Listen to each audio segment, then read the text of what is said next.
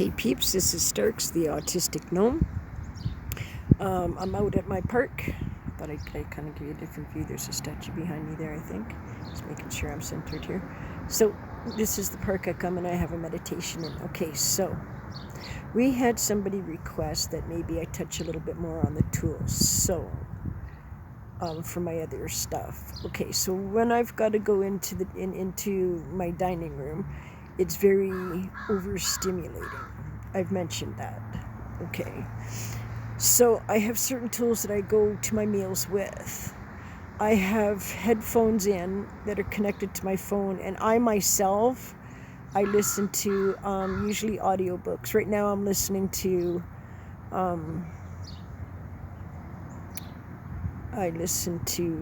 veterinary clinical podcasts. I know that may not be relaxing to some, but it's very relaxing to me. Now, that serves two purposes. One is I'm gaining knowledge as I'm listening to the podcasts, and the podcasts are blocking out all the horrific sounds that overstimulate that area of my brain. So it cuts it down. It doesn't stop it, but it cuts it down. I was wearing my glasses, but I get really self-conscious if I'm wearing my sunglasses inside, so I have other tools, which is usually a brimmed hat. You'll see me often in a brimmed hat, which I forgot today. Sometimes I forget tools. In a brimmed hat because the brim keeps the light off of my eyes, and it's still bright, but it's not as bright, so it cuts down on that stem.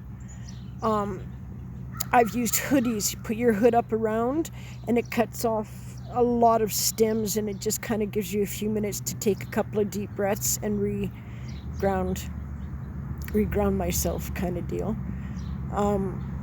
Those are all tools that I use on a regular basis. Sunglasses, I've touched on those. They've got numerous different uses. Some people may call it hiding.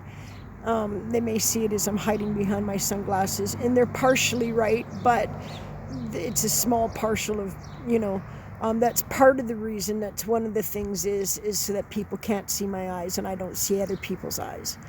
But the main part of why I don't look at, why I hide my eyes, or would love to hide my eyes all the time or look away, is it's self-preservation. That is a tool that I use so that I don't overstimulate into a trigger.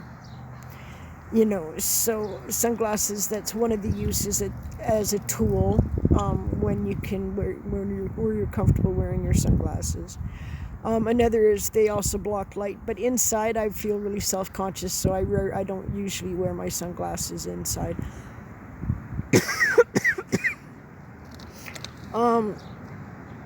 Positioning in the room is also a really good tool if you're able to, I'm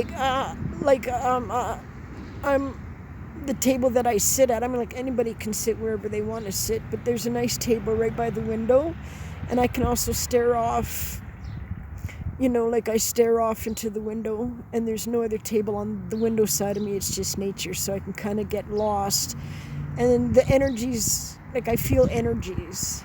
That's the best that I can describe it. Is people give off energy. We're made of energy. We give off energy, and I'm very highly sensitive to those energies, and I mean highly sensitive to those energies.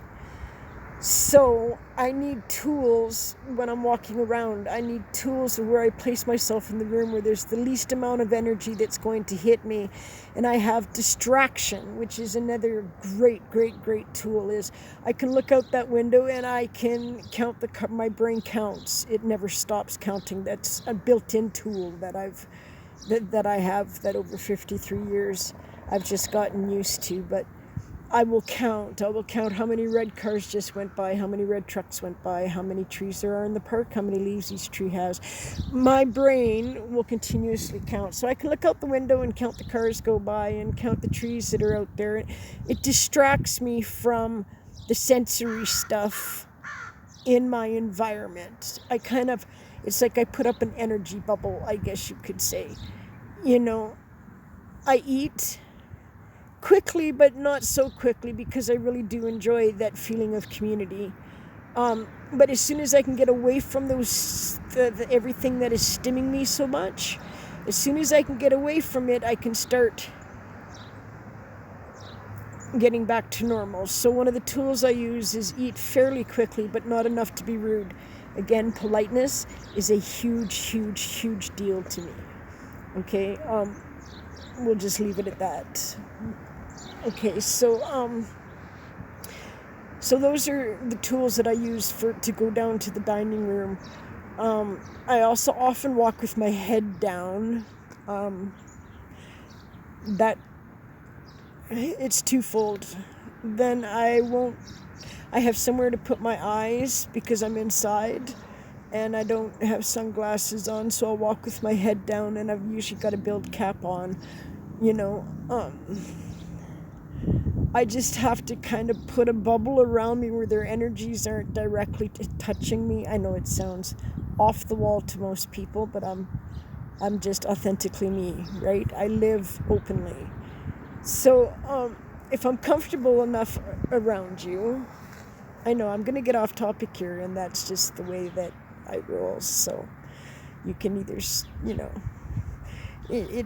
yeah, okay. So anyways, see, I overstimulate myself sometimes too. Like, I've had a really good day, which in itself is overstimulating, but it's well worth the enjoyment and just feeling good all day. And I've been just chuckling all day, learning new things and whatnot. So learning new tools myself. As I learn new tools, journaling, video journaling, I find to be a good tool, but I'm not sure if that goes under distractions or, well, I guess it could be both.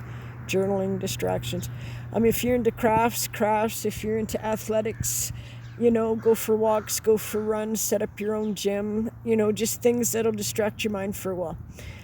That's what I do. It's very helpful for me. I'm not telling you that you have to use these tools, by the way. They're just tools that work for me, and if you think that they'll work for you or you want to give them a shot, go for it. They've done me a world of good, where I can function in society and still be a member of a community and still be able to basically function, but enough that I can enjoy everything. So, yeah. Okay, so tools. I also use noise as a tool.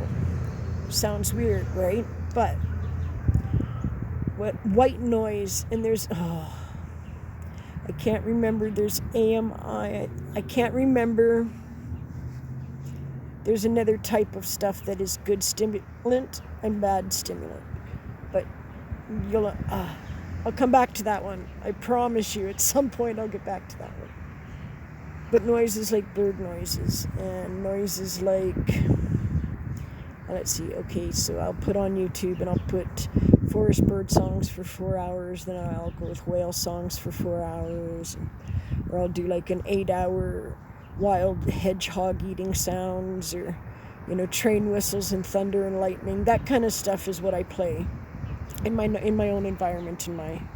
I try to simulate outside as best as I can inside, so I've got a calm space everywhere that I go. Nature and I resonate, so nature is also another one of my tools.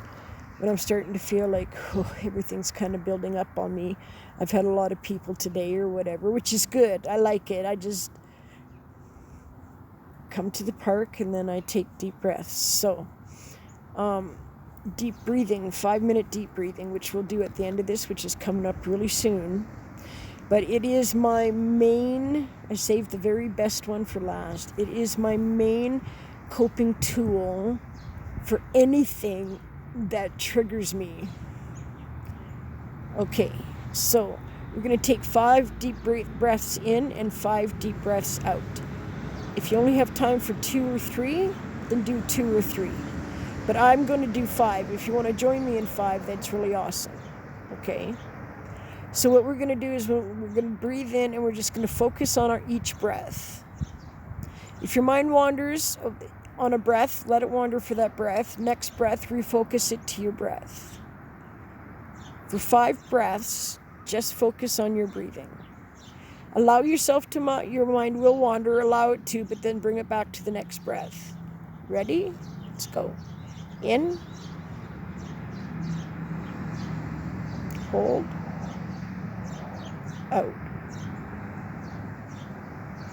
That's one. In. Hold. Out. That's two.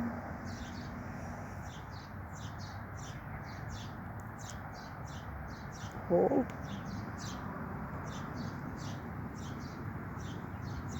In. Hold. Out. One more. In. Hold. Out. Well done. Do you feel better? I know I do. I'm a little bit calmer. That is just a simple five, I call it a 5-breath meditation, where you just focus on your breath, be in the now, be in the moment, be somewhere where it's quiet. Take 5 deep breaths and then resume doing whatever it is that you were needing to do.